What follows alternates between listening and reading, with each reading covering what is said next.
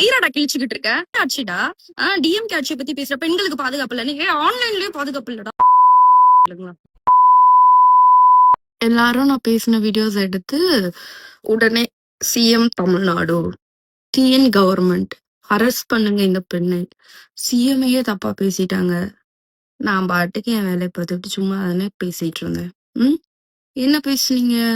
என்னை எப்படி sexually abuse பண்றதுன்னு ஒருத்தன், எப்படி ஒரு பொண்ணை இங்க ரேப் பண்ணிட்டா அந்த பொண்ணுக்கு ஜஸ்டிஸ் கேட்டு எப்படி ஒரு பொண்ணு ரேப் பண்ணாங்க, என்னது அப்படி இப்படின்னு இது பண்ணாங்க.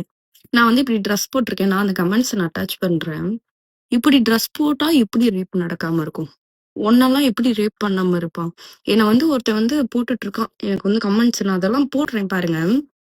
எனக்கு வந்து இங்க சின்னதா இருக்காமா, என்னோட செஸ்ட் பார்ட் வந்து சின்னதா இருக்காமா, அதை வந்து பெருசு பண்ணுமாமா, கீழே இருக்கிறதெல்லாம் எனக்கு பெருசா இருக்காமா, இந்த மாதிரி ட்ரெஸ் போட்டா நான் வந்து ஸ்லீவ்லெஸ் போட்டா நான் என்னை வந்து ரேப் பண்ணிடுவானாமா. என்ன ரேப் பண்ணுவேன்னு சொன்னா நான் யார்கிட்ட போய் பதில் கேட்க?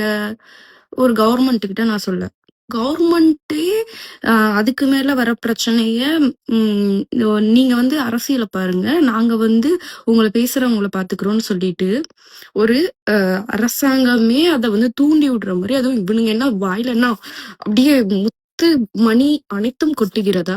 இல்லல்ல, எவ்வளோ பேச்சு, எவ்வளோ கெட்ட வார்த்தை, எவ்வளோ கெட்ட வார்த்தை. உங்க அம்மா அப்படி, நீ இப்படி, அவ அப்படி இப்படி. உன்கிட்ட நான் உன் பாஷையில பேசினாதான் உனக்கு புரியும். உன்கிட்ட வந்துட்டு ஐயோ என்ன அப்படி பேசிடாதீங்க, இப்படி பேசிடாதீங்க அப்படின்னு நான் எனக்கு எஞ்சுக்கிட்டு இருக்கணுமா? வாங்கடா.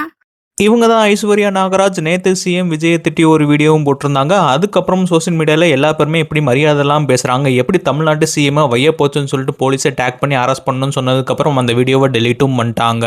டெலீட் பண்ணிட்டு ஐடியா டீஆக்டிவேட் பண்ணிட்டாங்க. இப்போ மறுபடியும் ஆக்டிவேட் பண்ணதுக்கப்புறம் பார்த்தீங்கன்னா இந்த ஒரு எக்ஸ்பிளனேஷனை கொடுத்துருக்காங்க.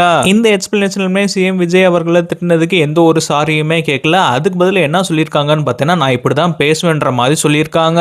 கிரிட்டிசிசம்ன்றது மரியாதையாக வைக்கணும், பட் மரியாதையே இல்லாமல் டான் சொல்றது, அது மட்டும் இல்லாமல் கெட்ட வார்த்தையில் பேசிட்டு இப்போ அதை நியாயம்ன்ற மாதிரி பார்த்தீங்கன்னா ஒரு எக்ஸ்பிளனேஷனும் கொடுத்து வச்சிருக்காங்க.